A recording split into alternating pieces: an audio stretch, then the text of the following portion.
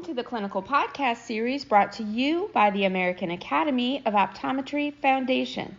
Today's episode is from the Clinical Contact Lens and Myopia Care channel entitled Ocular and Non-Ocular Adverse Events During 3 Years of Soft Contact Lens Wear in Children. I'd like to thank our host, Dr. Dave Kading, our lead topical editor, Dr. Andrew Pucker, and our topical expert, Dr. Maria Walker. And now it's my pleasure to begin today's podcast. Thank you for joining us for this episode. Today, we are joined by Dr. Maria Walker. We're going to be speaking about some really, really cool things that are happening in the soft contact lens world. It is awesome to have you, Dr. Walker. How are you today? I'm good. How are you? Absolutely wonderful. Dr. Walker, tell us a little bit about who you are and what you do. I am a clinician scientist at University of Houston College of Optometry. So I did OD at NECO. I have a residency in contact lens, and then I did my PhD in kind of how scleral lenses affect the eye. So I now teach at the University of Houston, do quite a bit of research, and I spend a little bit of time in the clinic with the fourth years. Awesome. Well, speaking about clinic with the fourth years, you probably have some interest in this particular topic we're talking about, and that is ocular and non-ocular adverse events during 3 years of soft contact lens wear in children, particularly the myopia management space. More and more kids are wearing soft contact lenses. I remember years ago, we were trying to get more people into contact lenses, particularly kids. And we're a little bit worried about the ocular side effects. Parents are worried about that. Tell us a little bit about this paper, obviously why it's important to ODs, and give us a quick little overview. Sure. Yeah, this was actually a paper. I'm on this paper, actually. This is a study that we pulled data from here at UH with the Blink study.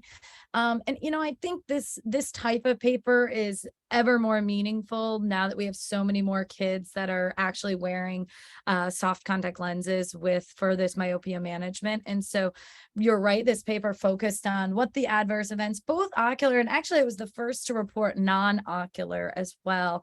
One of the things that the FDA was interested in. But yeah, this is 294 kids in Houston and in Columbus, Ohio.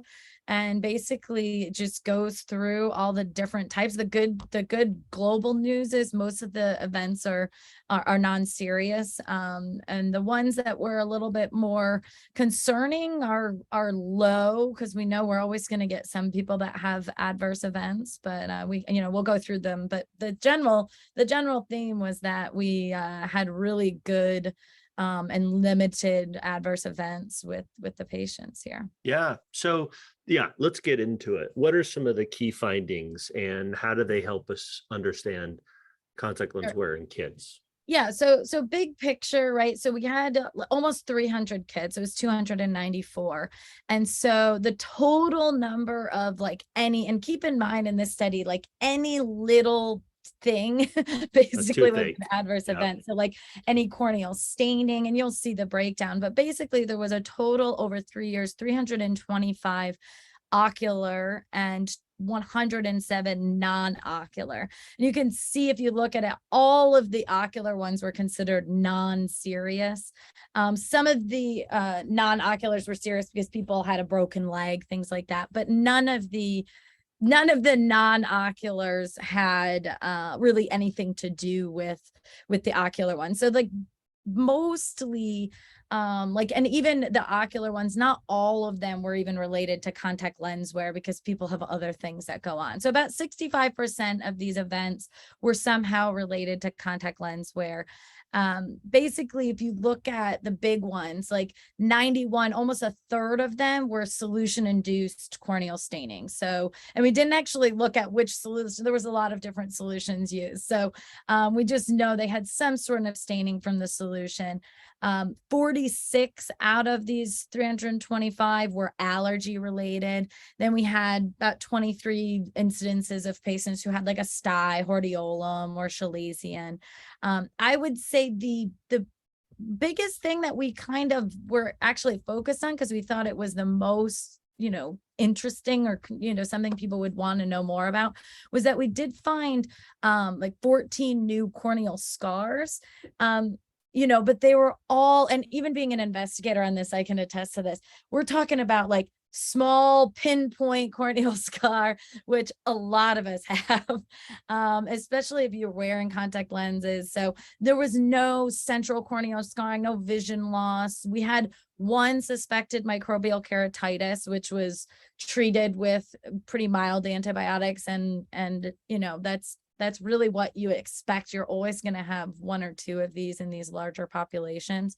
But those, I think, were the most kind of the biggest AEs, adverse events that were found. We did see some, like 13 people had corneal infiltrates at one point. So we do see kind of some inflammatory based conditions, but really none of them had required even lens discontinuation unless the patients wanted to discontinue them. And pretty much 3 out of 4 patients had at least one of these events that occurred at some point during the 3 years. But again, we were very conservative, as you can see. Most doctors probably don't even notice when they have solution-induced corneal staining, but that was the point of the study, was to look really, really close and see what we find. 1.3% of these patients had a broken bone. Are you sure that had no association with contact lens wear? Oh yeah. I don't, that one, I just know from being in the study. I honestly, even if it is significant, I'm almost positive, I don't know if it's in the paper, that those were people in the control groups. So it was like, they were like, oh, it's probably from this. And we're like, no, you're in the spectacle wearing group. Yeah, I don't think we need to bring that up to our patients ahead of time. So kids were in the blink from 1 to 3 years. When in the study were those that had ocular adverse events? When, like, at what point did it usually happen? Was there something you noticed?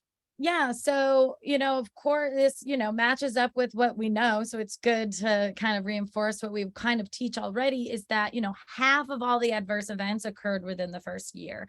And then I think it was like 28% in the second year, and then like 22% in the third year. So, that's to be expected. We know that, especially if you think of solution-induced corneal staining, right? You're going to get it, you're going to fix it, that's going to go away. So most of these things tend to come up honestly within the first couple of months of wearing. So most of these, I can say just from seeing these patients, a lot of them, it's happening at that week 1 follow-up visit. Oh, you're getting a little redness with the solution, you must be allergic, let's switch you to something else. That type of thing was pretty common. Well, so important, particularly in the myopia management, to see them frequently, especially in the soft lens world, so that we can reinforce habits. If they are somebody who has corneal staining, making sure that they're washing their hands appropriately and that we can get to a resolution. What about age, refractive error? Was there any association with that? Yeah, again, we didn't find any association between ages, right? So we had they started ages 7 to 12.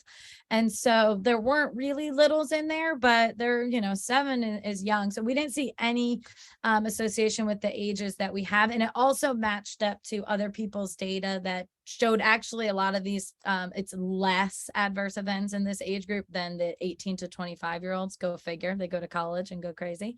But, and then in terms of the refractive error, we also didn't see a difference. I know there's one other study, I think by Zadnik's group, and they had shown that there was higher myopes had a little higher risk, but we didn't find that. So even we basically looked at people that were over 5, under 5. Now, keep in mind, our criteria, we didn't include patients that were over 5 diopters. So they might have gotten a little higher, but we weren't looking at high pathologic myopes here, but we didn't see a difference in any of the refractive error ranges in our groups. Yeah, very interesting paper. Any closing thoughts, anything we haven't covered that you want to touch on?